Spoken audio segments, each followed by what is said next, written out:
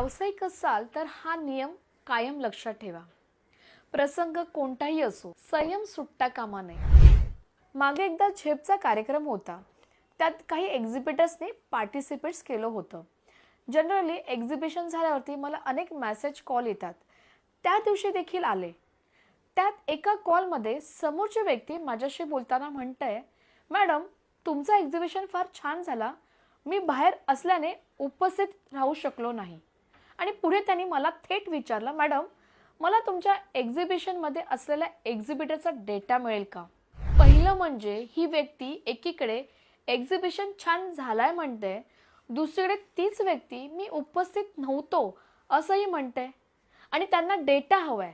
एकतर आपण अशा प्रसंगी थकलेलो असतो, असा एखादा विचित्र प्रश्न आला की आपण रागावतो आणि रागाच्या भरात आपण काहीतरी वेगळं बोलतो आणि वादाची परिस्थिती ओढावते.